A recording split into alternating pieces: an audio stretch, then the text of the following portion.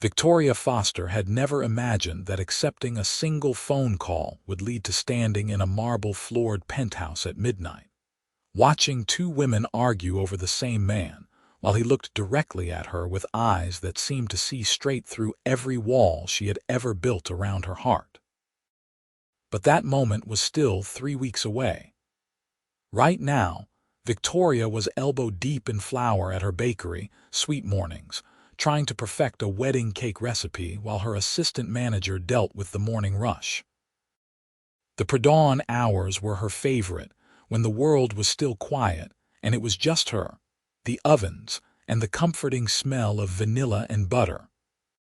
She had opened Sweet Mornings 2 years ago after leaving her job as a corporate event planner, trading her business suits for aprons and her spreadsheets for recipe cards.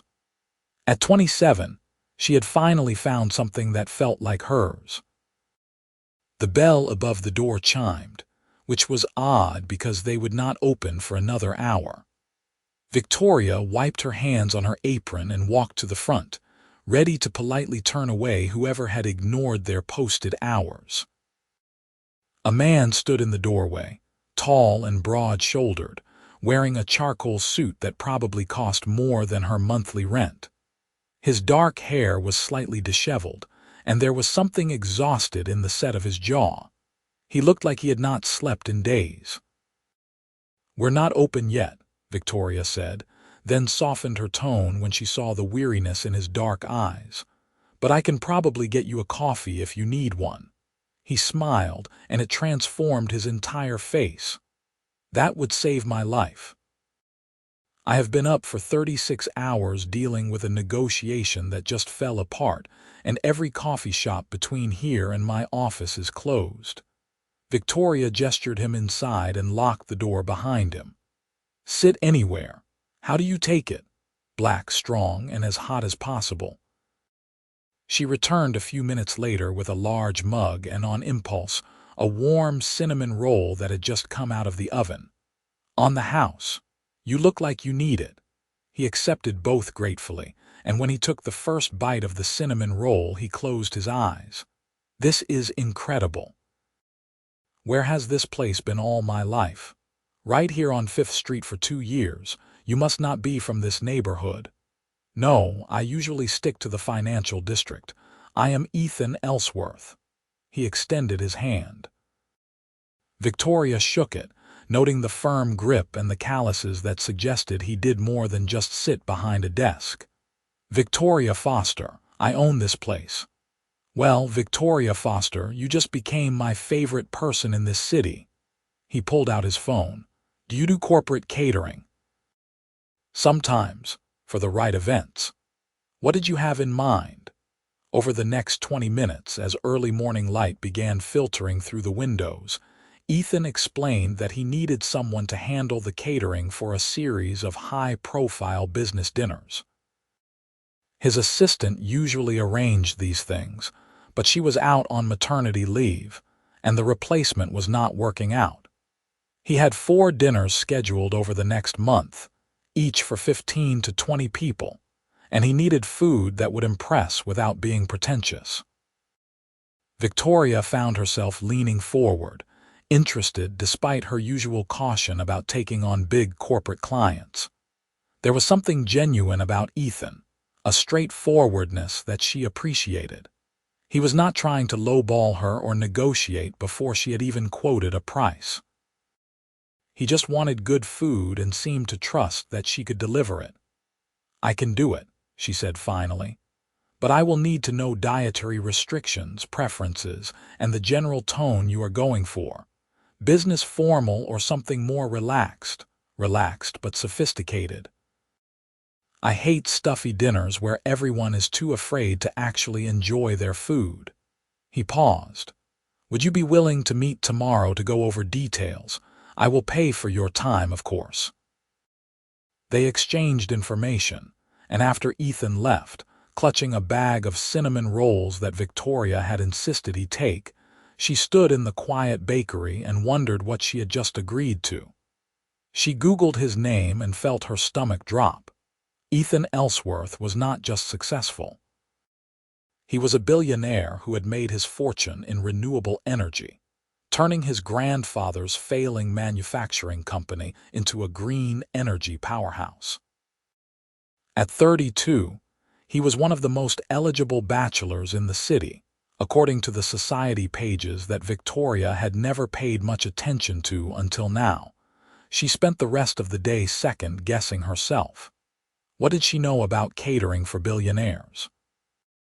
Her usual clients were local businesses and families celebrating birthdays. But she had agreed, and Victoria never backed out of a commitment. The next evening, she arrived at the address Ethan had given her, a restaurant called Harvest that was known for its farm-to-table approach and month-long waiting list. Ethan was already there, sitting at a corner table, looking more rested than he had the day before. He stood when he saw her, which surprised her. Most men her age had abandoned that kind of formality. "Thank you for coming," he said, pulling out her chair. "I took the liberty of ordering some appetizers so we could talk about food while eating food. Seemed appropriate." Victoria relaxed as they went through the details. Ethan had clear ideas about what he wanted but was open to her suggestions. He asked questions about her background, seeming genuinely interested when she explained her transition from event planning to baking. "That takes courage," he said. "Leaving something stable to chase a dream."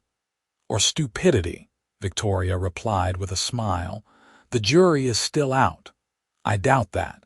Your cinnamon rolls alone prove you made the right choice." They were finishing up the business portion of the evening when a woman approached their table.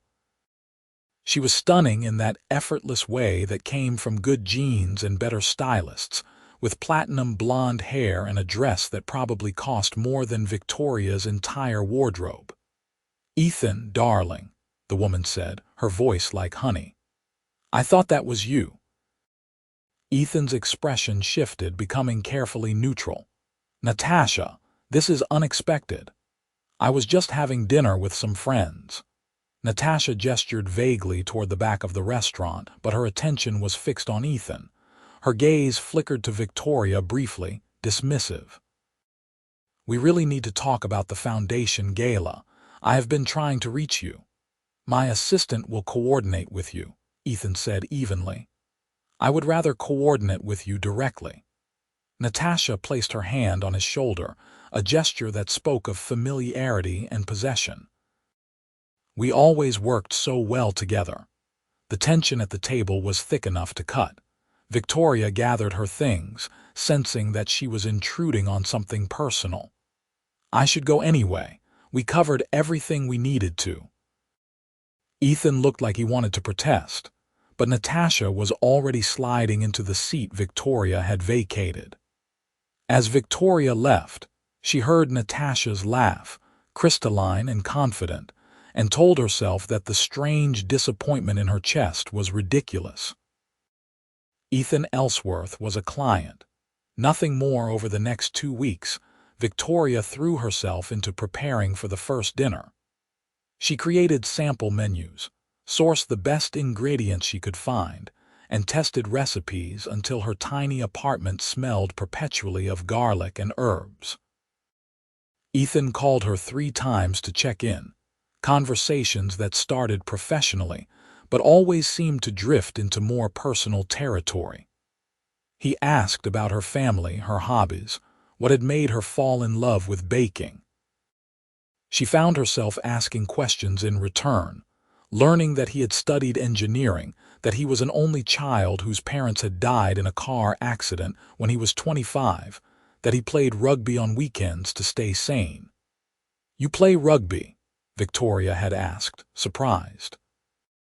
"I figured someone like you would have a personal trainer and a home gym." "I have those too," Ethan admitted, "but rugby is different. It is the only place where no one cares about my bank account. They just care if I can make the tackle." The first dinner was held at Ethan's penthouse, a sprawling space with floor-to-ceiling windows overlooking the city. Victoria arrived 4 hours early with her assistant and a van full of food, equipment, and nerves. She had catered hundreds of events, but this felt different. She wanted to impress Ethan, and that realization bothered her more than she wanted to admit. The evening went flawlessly. The guests, a mix of investors and business partners, raved about the food. Victoria had gone with a menu that balanced comfort and elegance. Herb-crusted salmon, roasted root vegetables with a balsamic glaze, a salad with candied pecans and goat cheese, and individual chocolate lava cakes for dessert.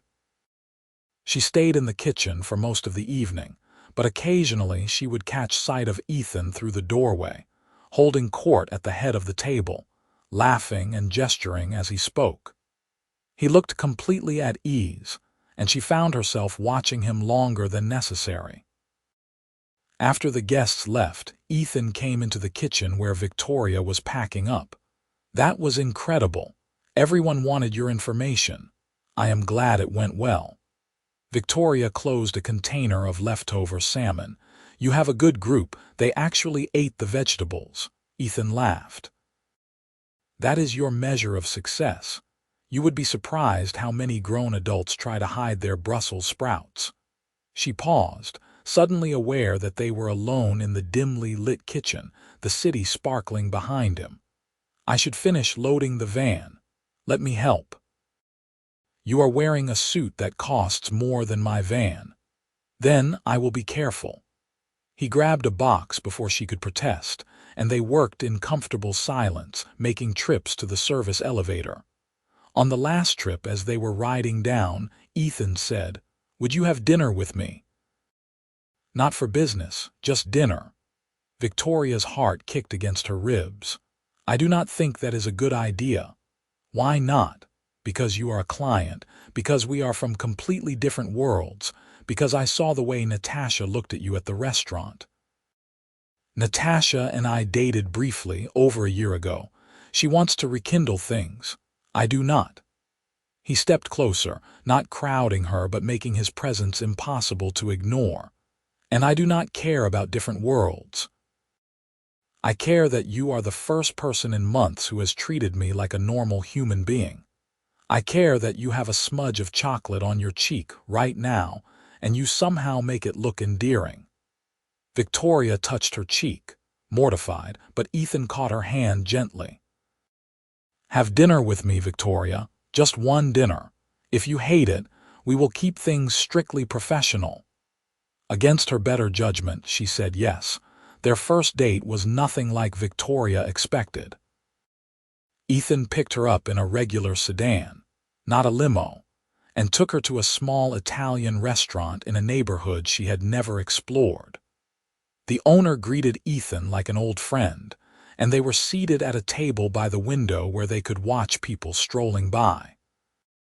"I invested in this place 5 years ago when Marco was about to lose it to the bank," Ethan explained. "Best investment I ever made, and not because of the returns. The food is just that good." He was right. The pasta was homemade, the sauce rich and perfect, and the tiramisu they shared for dessert was possibly better than anything Victoria had made herself, though she would never admit it out loud. They talked for hours about everything and nothing. Ethan told her about the pressure of running a billion-dollar company, about the constant fear that he would make a decision that would cost people their jobs. Victoria talked about the terror of signing the lease for Sweet Mornings, of lying awake at night during those first months wondering if she had made a catastrophic mistake. "But you did not fail," Ethan pointed out. "Not yet," Victoria said. "But every small business is one bad month away from disaster." "That is not true for you anymore. I looked at your books." Victoria set down her fork carefully. "Excuse me.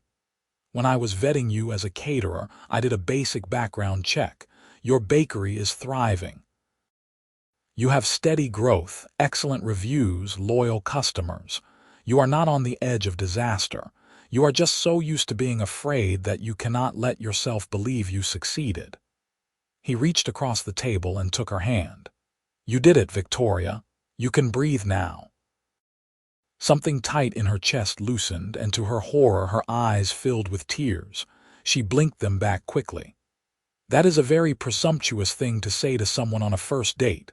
I know, I am terrible at this." But he was smiling, and he did not let go of her hand. They started seeing each other regularly after that, stealing time between her bakery hours and his business commitments. Ethan would show up at sweet mornings at closing time and help her clean, despite her protests that he was a billionaire with better things to do. He would roll up his sleeves and wash dishes while she wiped down tables, and they would talk about their days like any normal couple. That was what surprised Victoria most. How normal it felt. Yes, Ethan had resources beyond her imagination, but he never made her feel less than. When they went out, it was to places he loved, not places meant to impress. A rugby game where they sat in the stands and ate overpriced hot dogs. A jazz club where the music was so good that conversation was impossible, so they just sat close together and listened. A hiking trail outside the city where they spent a Sunday afternoon walking and talking until Victoria's feet hurt and Ethan gave her a piggyback ride back to the car, both of them laughing like teenagers. But there were complications. Natasha, for one. She seemed to appear everywhere they went, always perfectly dressed, always with a reason to talk to Ethan. At a gallery opening that Ethan had invited Victoria to, Natasha made a point of discussing shared memories, charity events they had attended together, mutual friends. Victoria stood beside Ethan in her simple black dress, feeling increasingly out of place while Natasha shimmered in designer silk. "She is trying to intimidate you," Ethan said later that night when they were alone. "Please do not let her." "She is not intimidating," Victoria lied. "She is just very present. She is persistent and she does not take hints. I have told her directly that I am seeing someone. She does not care." He pulled Victoria close, resting his chin on top of her head. "You are the one I want to be with, not her, not anyone else." Victoria wanted to believe him, but doubt was a familiar companion. She had been in relationships before where she felt like she was constantly trying to measure up, constantly falling short. With Ethan, she felt valued for exactly who she was, but the world he lived in was full of women like Natasha. Women who fit effortlessly into his life, who knew which fork to use at formal dinners and who had trust funds instead of small business loans. The second catered dinner went as well as the first, and the third even better. Ethan's business partners started requesting her information, and Victoria found herself booking events that would have been unthinkable a few months ago. Her bank account grew more comfortable. She hired 2 more employees. Sweet Mornings was thriving, and so was she. 2 months into their relationship, Ethan invited her to a weekend at his family's estate in the countryside. "It is just a house," he said. "Well, a big house, but I go there when I need to escape. I want to share it with you." The estate was not just a big house. It was a sprawling property with gardens, a small lake, and a main house that looked like something out of a historical drama. Victoria felt her stomach knot as they drove up the long driveway. "This is not just a house," she said. "This is where nobility lives. My grandfather bought it as a fixer-upper in the 60s and spent 30 years renovating it. He was a plumber's son who got lucky in manufacturing. Trust me, there is nothing noble about my family history. We just got good at pretending." Ethan parked and came around to open her door. "Come on, I want to show you the garden. My grandmother planted it, and it is the most peaceful place I know." The weekend was magic. They walked through the gardens, Ethan pointing out different plants and telling stories about his grandmother, who had clearly been a force of nature. They cooked dinner together in the enormous kitchen, just the 2 of them since Ethan had given the staff the weekend off. They made love in the master bedroom with the windows open, letting in the cool night air and the sound of crickets, and Victoria felt something shift inside her. This was not just attraction or infatuation. She was falling in love with him. She told him so on Sunday morning as they sat on the dock by the lake, their feet dangling in the water. "I love you too," Ethan said immediately. "I have been waiting for the right moment to tell you, but there is never a perfect moment, is there? I just know that you make everything better. Every part of my life is more meaningful because you are in it." Victoria kissed him, tasting coffee and contentment, and let herself believe that maybe different worlds could exist in the same universe after all. But the universe had other plans. The foundation gala that Natasha had mentioned happened 3 weeks later. It was Ethan's late mother's charitable foundation, focused on providing educational opportunities for underprivileged children, and it was important to him. Victoria had not planned to attend because she was catering the event, but Ethan insisted she come as his guest. "Someone else can handle the food," he said. "I need you there with me. This event is about my parents' legacy. I want you to be part of it." So Victoria found herself in a rented gown, a midnight blue dress that made her feel like Cinderella, standing beside Ethan as he greeted guests in the ballroom of a historic hotel. She met dozens of people, smiled until her face hurt, and tried not to feel overwhelmed by the sheer wealth on display. Diamonds that could fund her bakery for a year, watches that cost more than her car, casual conversations about vacation homes and private jets. Natasha was there, of course, wearing white like a bride and flanked by an older woman who had the same razor-sharp cheekbones and assessing gaze. "Ethan," Natasha said, approaching with her companion. "You remember my mother, Deanne?" "Of course. Good to see you, Deanne." Ethan's arm tightened slightly around Victoria's waist. "This is Victoria Foster. Victoria, this is Deanne Montgomery." Diane's gaze swept over Victoria like a price scanner. "Charming. Are you in finance, dear?" "I own a bakery," Victoria said, lifting her chin. "How quaint." Deanne's smile did not reach her eyes. "Natasha, darling, did you tell Ethan about the proposal?" "Not yet." Natasha moved closer to Ethan, effectively edging Victoria out of the conversation circle. "Mother and I have been discussing the foundation, and we have an incredible opportunity. The Montgomery Foundation wants to partner with your parents' foundation for a joint initiative. It would double your reach and impact." "That is generous," Ethan said carefully, "but I would need to review the details with my board." "Of course. I prepared a full proposal. We could discuss it over dinner this week. Just the three of us." Natasha gestured to include her mother, making it clear that Victoria was not part of us. Before Ethan could respond, a commotion at the entrance drew everyone's attention. A young woman had arrived, dressed inappropriately in jeans and a leather jacket, arguing with security. She was mid-20s with dark hair and Ethan's same stubborn jaw. Ethan went rigid. "Excuse me," he said, already moving toward the entrance. Victoria followed, confused and increasingly worried as she watched Ethan approach the woman. They spoke in low, urgent voices, and Victoria could not hear what they were saying, but the woman's body language was aggressive, defensive. Finally, Ethan took her arm and guided her toward a private corridor, glancing back at Victoria with an expression that was part apology, part plea. Victoria stood awkwardly in the ballroom, aware that people were watching, that Natasha and Diane were whispering to each other with satisfied expressions. A waiter offered her champagne and she took it gratefully, drinking too fast. 15 minutes passed. Then, 30. Victoria was debating whether to leave when Ethan finally returned, looking shaken. The young woman was gone. "I am so sorry," he said, taking Victoria's hands. We need to talk, but not here. Can we go somewhere private? They ended up in a small office down the hall from the ballroom.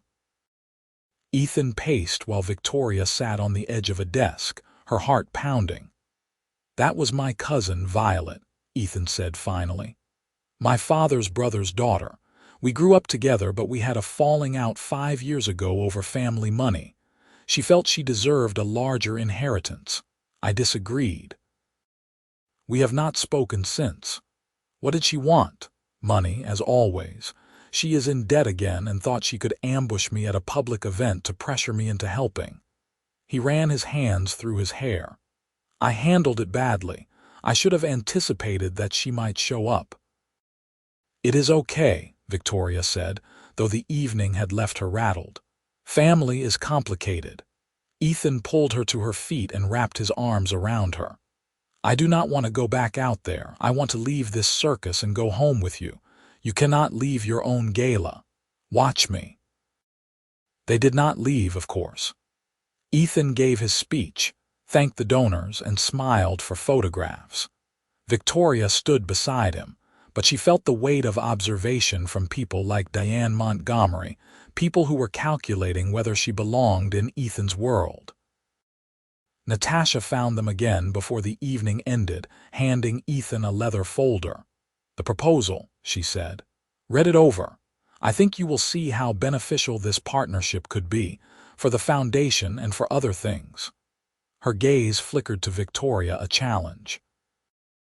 In the car on the way back to Victoria's apartment, Ethan was quiet. Victoria stared out the window, trying to sort through her feelings. The evening had been overwhelming. The cousin, Natasha's pointed comments, the sense that she was being evaluated and found wanting. "You are upset," Ethan said finally. "I am processing." "Victoria, look at me." He waited until she turned. "I know tonight was a lot. I know my world comes with complications, but none of that changes how I feel about you. Natasha wants you back." "I do not care what Natasha wants. Her mother thinks I am quaint. Your cousin thinks you owe her money. I spent the evening feeling like an imposter in a borrowed dress." Victoria's voice cracked. "I do not know if I can do this, Ethan. Your life is so big and mine is so small, and I do not know where I fit." Ethan pulled the car over, right there on the side of the road, and turned to face her fully. "Your life is not small. You built something from nothing. You create beauty and joy every single day. You are kind and genuine and real, and that is rarer than you know in my world. I do not need you to fit into my life. I want to build a life with you, one that belongs to both of us." "What about Natasha? What about her proposal?" "I will have my lawyers review it because it is for the foundation, but that is business. It has nothing to do with us. Natasha and I are not going to happen. I have told her that. If she does not accept it, that is her problem, not ours." Victoria wanted to believe him. She could see the sincerity in his eyes, feel it in the way he held her hand like it was precious. But the doubt was still there, whispering that this was too good to be true, that girls who grew up in small apartments and paid for college with student loans did not end up with billionaires. Those were fairy tales, and Victoria had stopped believing in fairy tales a long time ago. Still, she let him drive her home. She let him come upstairs. She let him hold her until the doubt quieted enough for her to sleep. The next few weeks were tense. Ethan was dealing with a major acquisition that required him to travel frequently. Victoria was slammed with work from all the new clients she had gained through Ethan's connections. They saw each other when they could, but the easy comfort they had built felt strained. Victoria told herself it was just stress, just bad timing, but the truth was that the gala had shaken something loose in her. She had seen the life Ethan came from, the expectations and complications, and she was not sure she was strong enough to navigate it. Natasha did not help matters. She called Ethan constantly, always with a legitimate reason. Questions about the foundation partnership. invitations to events that were important for business.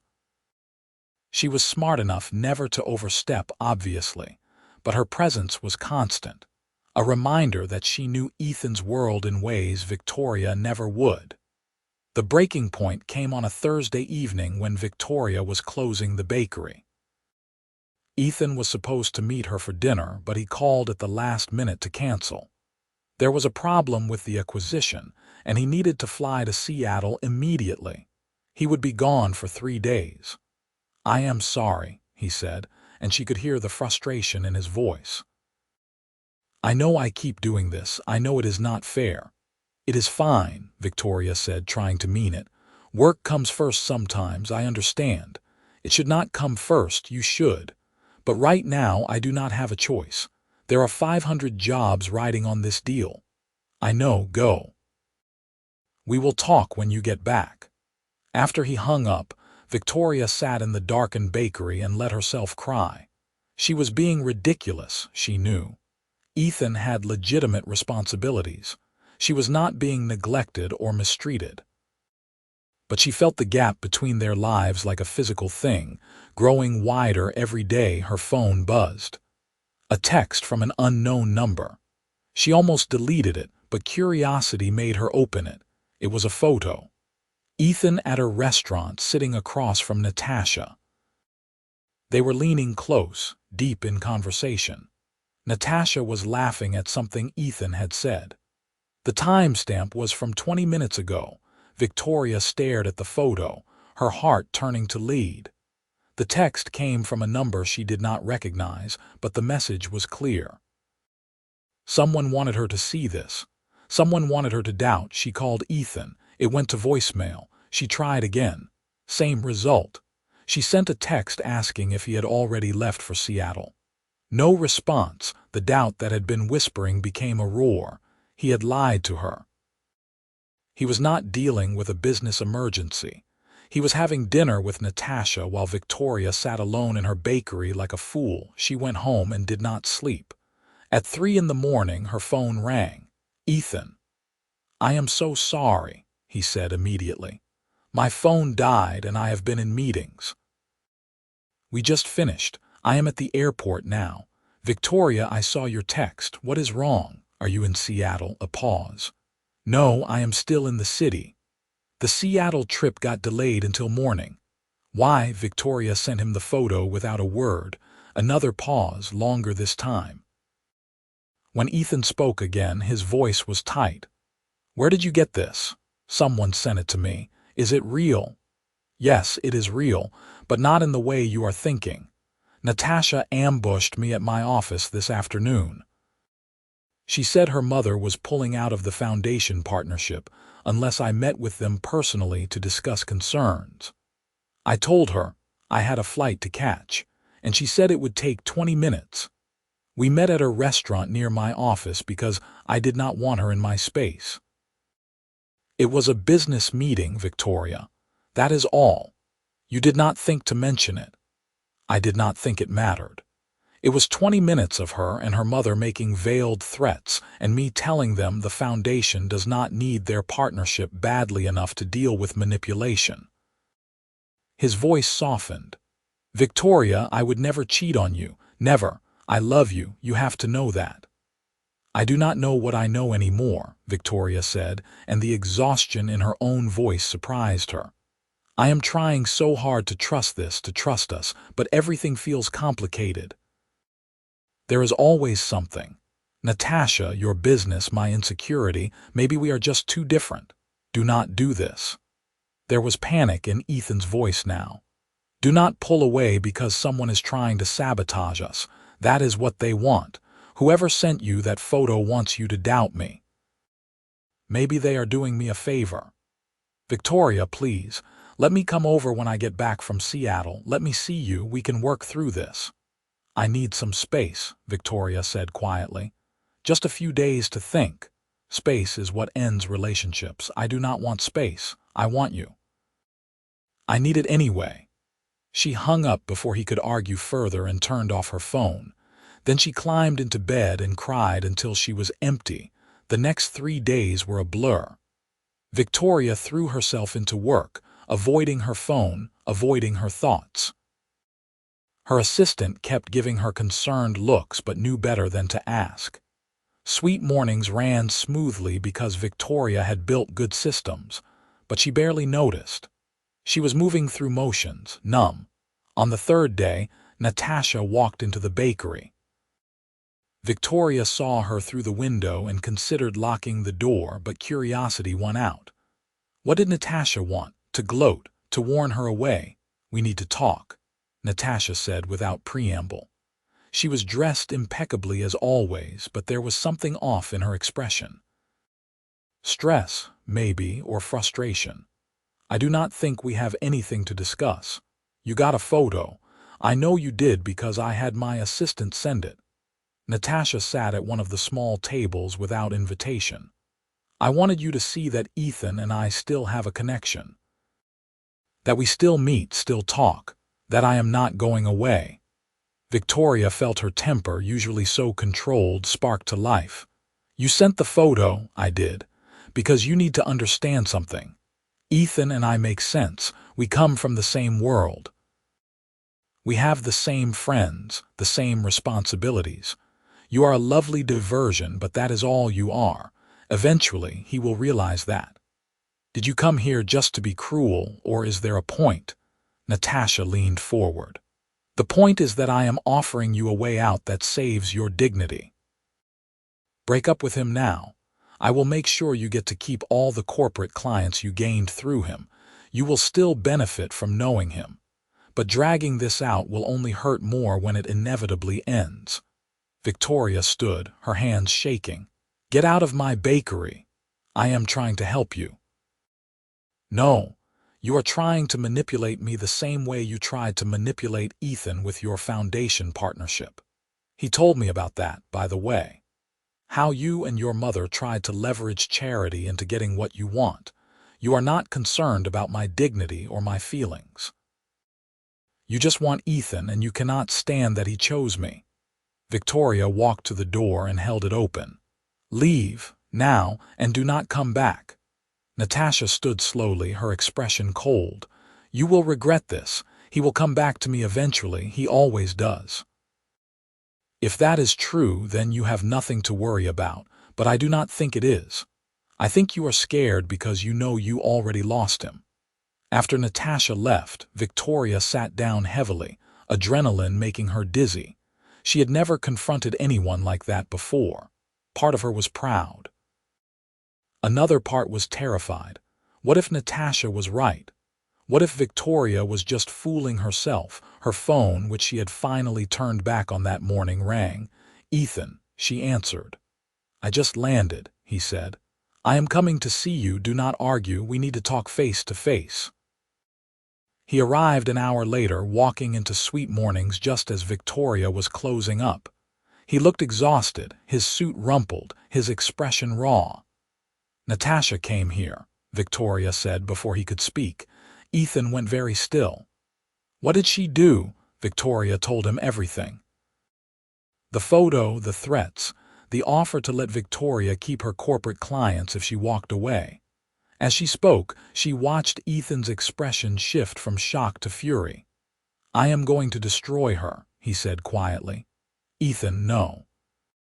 She has been harassing you, manipulating both of us, and now she is threatening your business. No. This ends now." He pulled out his phone. "What are you doing? Calling my lawyer. If Natasha wants to play games with the foundation partnership, fine. We will decline the Montgomery Foundation's offer publicly and make it clear why. I will also be filing a cease and desist order for harassment." "That seems extreme. She sent you a fabricated narrative to destroy our relationship. She ambushed you at your workplace to intimidate you. That is not a romantic rival. That is someone who does not understand boundaries or consequences." He made the call, speaking in clipped, precise sentences that made it clear he was done being nice. When he hung up, he turned to Victoria. "I am sorry. I should have handled this sooner. I thought if I ignored her, she would give up. I was wrong. I am sorry too, Victoria said. I should have trusted you. I should have called you immediately about the photo instead of shutting you out. You were hurt. You were protecting yourself. I understand that. He stepped closer. But Victoria, I need you to hear me. I choose you. Not Natasha. Not anyone else. You. I know my world is complicated and overwhelming sometimes. I know there are people like Diane Montgomery who will judge you for not being born into wealth. I know I have responsibilities that take me away when I would rather be with you. But none of that changes the fact that you are the best thing that has ever happened to me. Victoria felt tears spilling over. I love you. I am just scared. I am scared too. I am terrified that my life will drive you away. That one day you will decide it is too much and I will lose you. He cupped her face in his hands. But I am more scared of not fighting for this, for us. She kissed him then, hard and desperate, and he pulled her close, holding her like she might disappear. When they finally broke apart, both breathing hard, Victoria said, "What do we do now? We go forward, together. No more space, no more doubt." He smiled slightly. "And I take you on a proper vacation because we both need a break from reality. I cannot just leave the bakery." "Yes, you can. You have good employees. Delegate. Let them run things for a week while we disappear somewhere and remember why we are doing this." It was reckless and impractical, and Victoria said yes anyway. They went to a small island in the Caribbean where nobody knew who Ethan was and nobody cared. They spent a week swimming, eating fresh seafood, and talking about everything they had been avoiding. Victoria admitted her fears about not being enough, about being judged, about losing herself in Ethan's world. Ethan admitted his guilt about having so much when others had so little, his fear of making a wrong decision that would hurt people who depended on him, his loneliness before he met Victoria. "I spent so long just going through motions," he said one night as they lay on the beach, watching stars. Building the company, managing investments, attending events. It all felt meaningless. Then I walked into your bakery at 5 in the morning because I needed coffee, and suddenly everything made sense. You made sense. "That is a lot of pressure to put on one person," Victoria said lightly, but she was smiling. "It is not pressure, it is just truth. You remind me what matters: kindness, authenticity, creating things that bring people joy. I had forgotten how to do any of that." When they returned, tanned and relaxed and more solid than they had been, Victoria found that Natasha had gone quiet. Ethan's very public rejection of the Montgomery Foundation partnership had made waves in society circles, and while Victoria was sure Natasha resented it, she stopped making contact. The corporate clients Victoria had gained remained loyal, and sweet mornings continued to thrive. Life settled into a new rhythm. Ethan still worked brutal hours sometimes, but he made Victoria a priority. He showed up at the bakery on Sunday mornings to help her test new recipes. She attended business dinners with him and learned to navigate conversations with investors and board members, discovering that she was better at it than she thought. She had spent years managing difficult clients in event planning. Wealthy socialites were not that different. 6 months after their Caribbean vacation, Ethan asked Victoria to move in with him. She said yes without hesitation, though the logistics were complicated. She kept her apartment for a while, unwilling to give up that safety net, but slowly her things migrated to the penthouse until it felt like home. Ethan cleared out closets and made space for her belongings without complaint. He learned to navigate around her early morning schedule, making coffee for her at 4 a.m. before she headed to the bakery. She learned to accept his spontaneous gifts, expensive things that once would have made her uncomfortable, but that she now understood were his way of showing love. They had their first real fight over Violet, Ethan's cousin. She showed up at the penthouse unannounced one evening, drunk and belligerent, demanding money. Ethan refused and called her a cab. Victoria, who had been in the other room, came out after Violet left. "You were harsh with her," Victoria said. "She was drunk and abusive. I am not giving her money to fuel her addictions. She is family. She is an adult who needs to face consequences for her choices. I have offered to pay for rehab 3 times. She has refused every time." Ethan's voice was hard. "I know you come from a close family and you probably think I am being cold, but you do not know Violet. She will take everything I give her and still want more. I am just saying that maybe there is a middle ground." "There is not with her." Ethan walked away, ending the conversation, and Victoria felt the distance between them like a physical thing. They were cold with each other for 2 days before Victoria finally confronted him. "We cannot do this. We cannot shut down every time we disagree." "I know.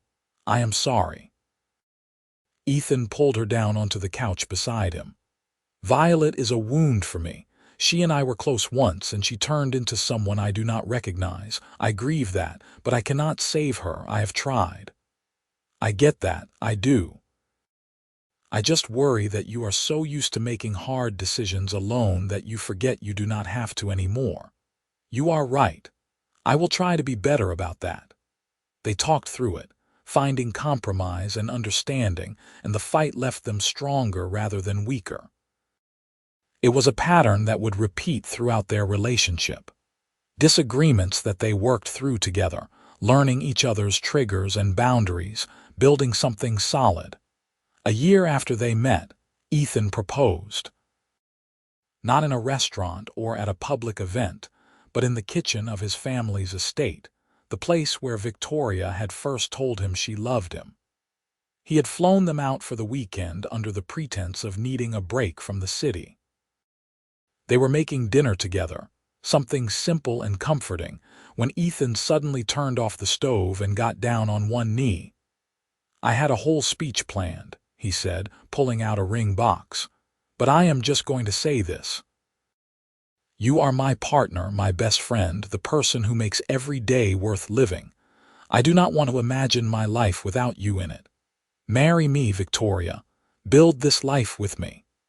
The ring was beautiful, a sapphire surrounded by diamonds, but Victoria barely saw it. She was too busy saying yes, over and over, while Ethan laughed and slid the ring onto her finger and kissed her until they were both breathless. They were married 6 months later in a small ceremony at the estate. Just close friends and family, because neither of them wanted a circus. Victoria's parents, who had been cautiously supportive of her relationship with Ethan, cried through the entire ceremony. Ethan's business partner stood as his best man. Victoria's sister was her maid of honor.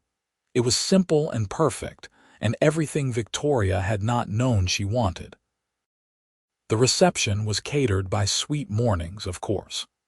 Victoria had insisted on being involved in the menu planning, though she let her staff handle the actual execution so she could enjoy her own wedding.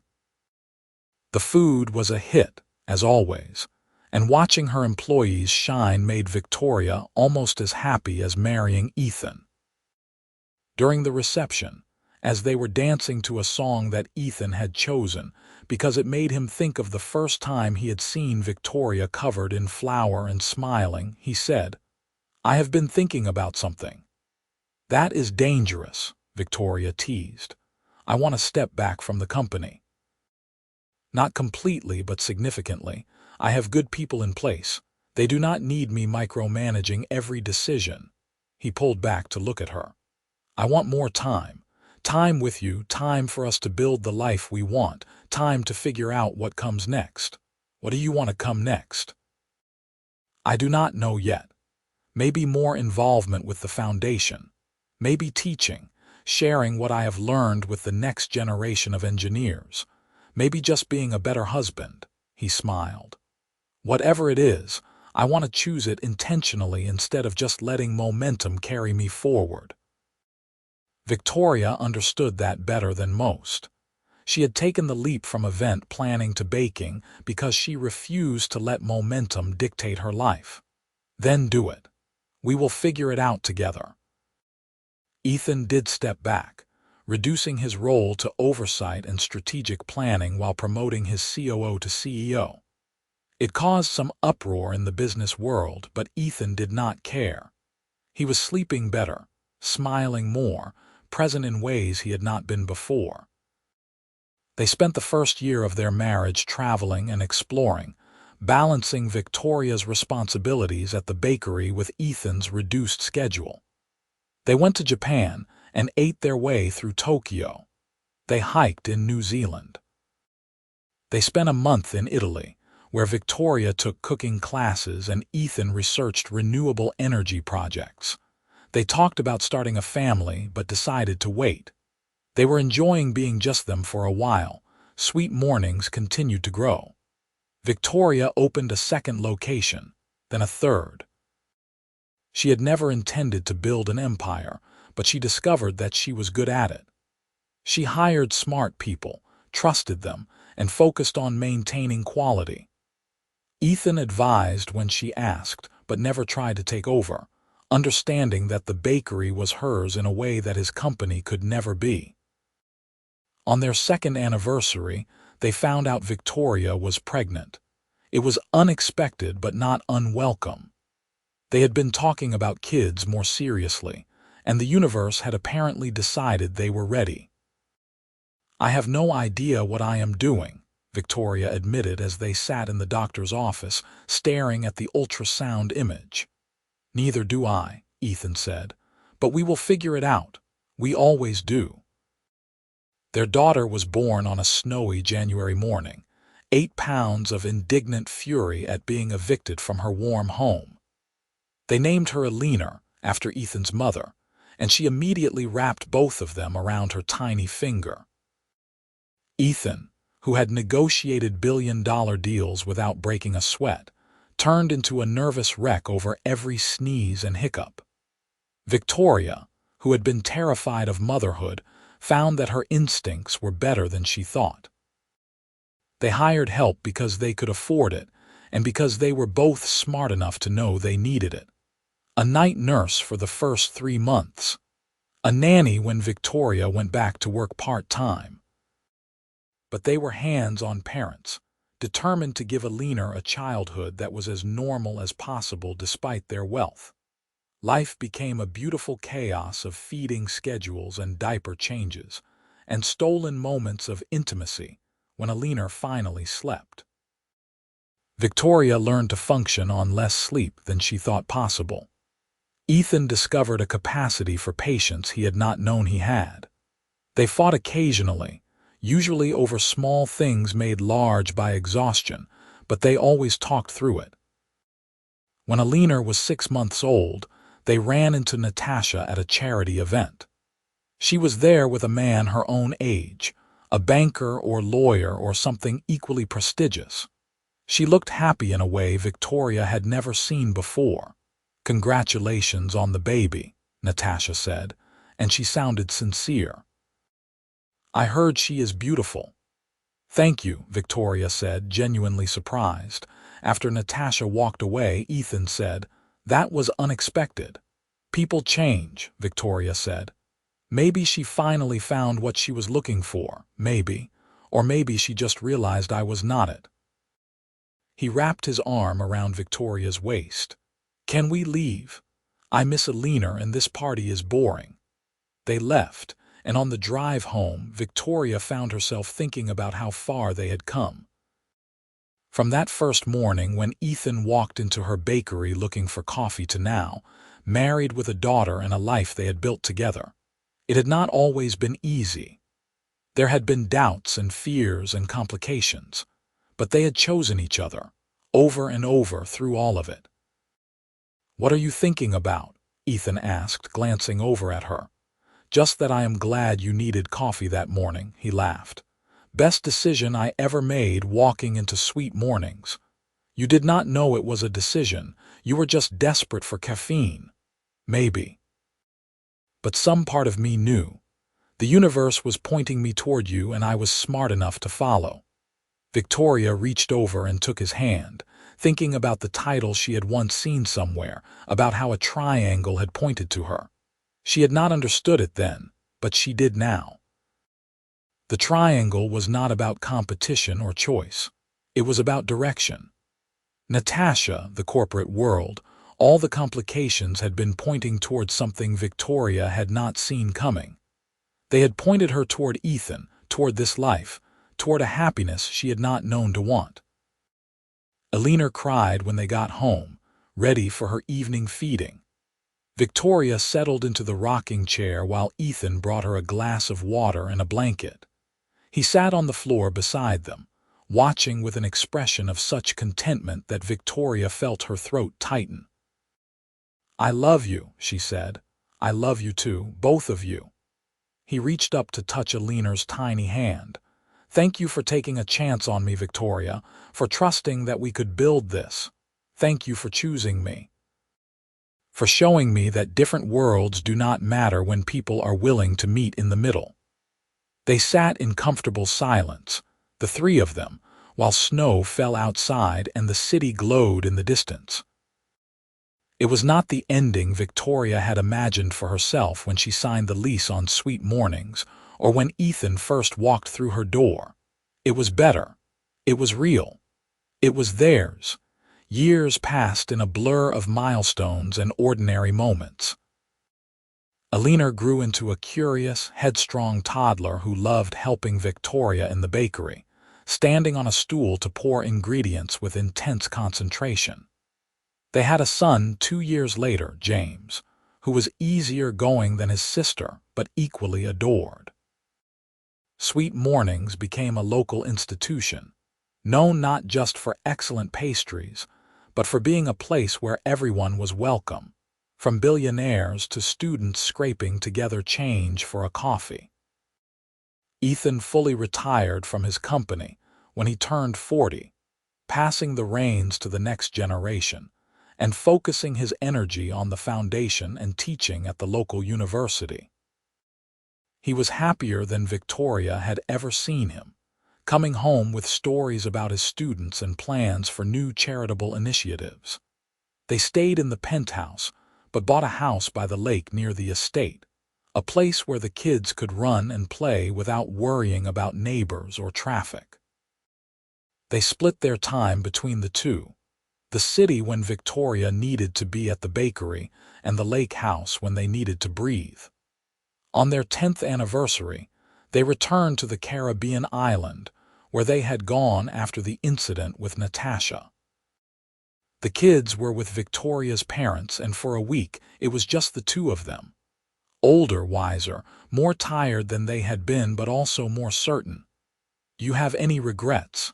Victoria asked one night as they walked along the beach. Ethan thought about it. "I regret that I wasted so much time before I met you, that I spent years just existing instead of living, but everything after you walked into my life. No regrets. Not even Natasha and all that drama, especially not that. It tested us early and proved we could survive anything." He stopped walking and turned to face her. "What about you? Any regrets?"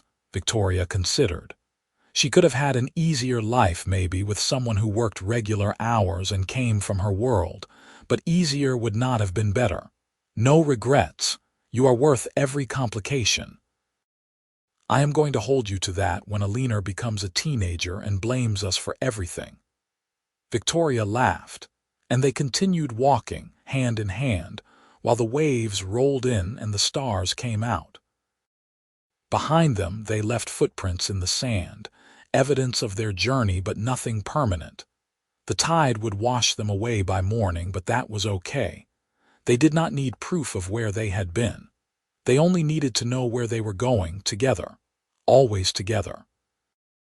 Back in the city, Sweet Mornings continued to thrive, now with 5 locations and a wholesale business that supplied restaurants and hotels.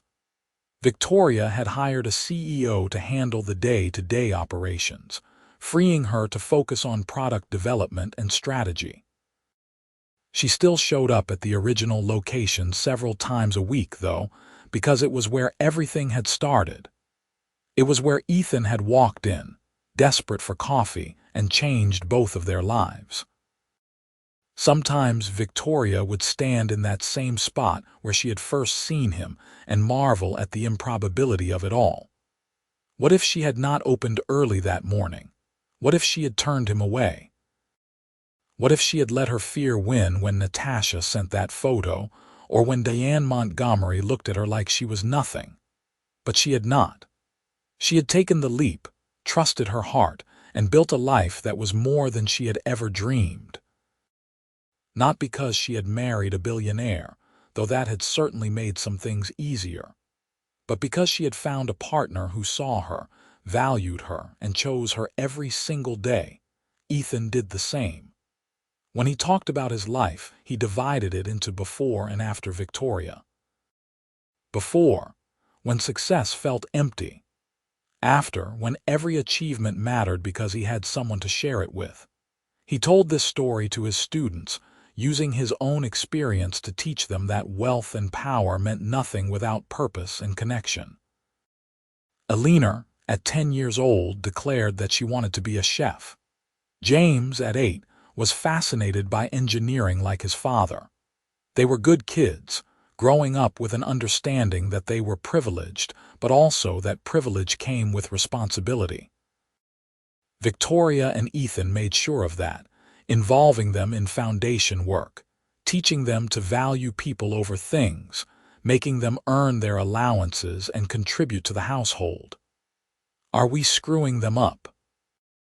Victoria asked one night after a particularly difficult conversation with Eleanor about why she could not have a phone like her friends.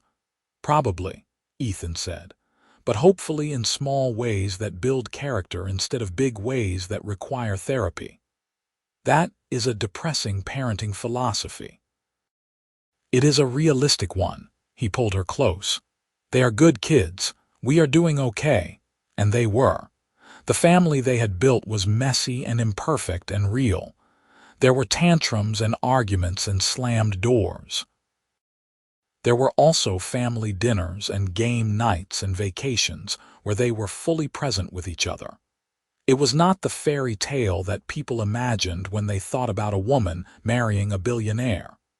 It was better because it was human. On her 40th birthday, Victoria threw a party at the lake house. Everyone who mattered was there. Her parents, still going strong. Her sister and her family. Ethan's business partners and their spouses. Her employees from Sweet Mornings who had become like family over the years.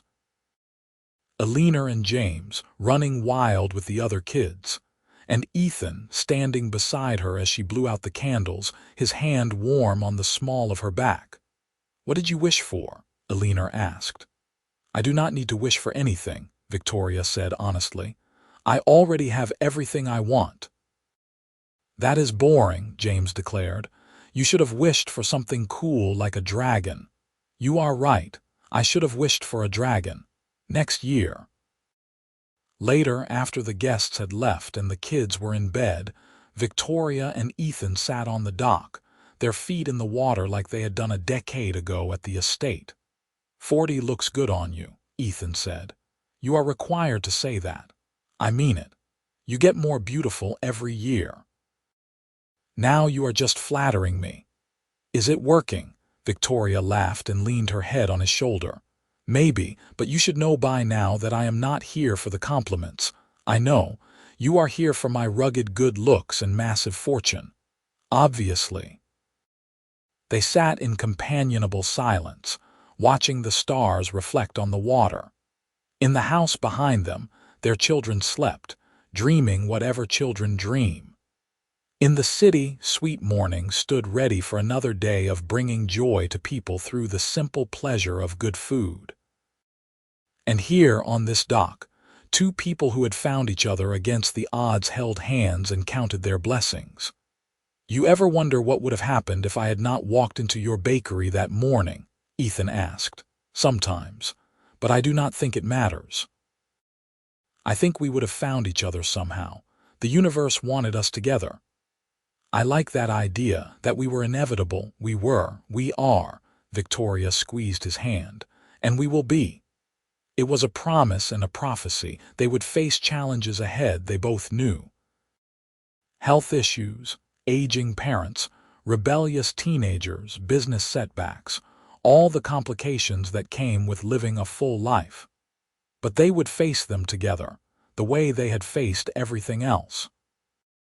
20 years after that first morning, Victoria and Ethan attended the grand opening of the Billionaire and James Foundation, a charity their children had started to provide culinary and engineering training for underprivileged youth. Both kids, now adults, had inherited their parents' commitment to using their resources to make a difference. Billionaire ran a successful restaurant that employed young people aging out of foster care. James worked on sustainable housing projects in developing countries. "We did good," Victoria said to Ethan as they watched their children cut the ribbon. "We did very good," Ethan agreed. "They are better than both of us." That was the goal.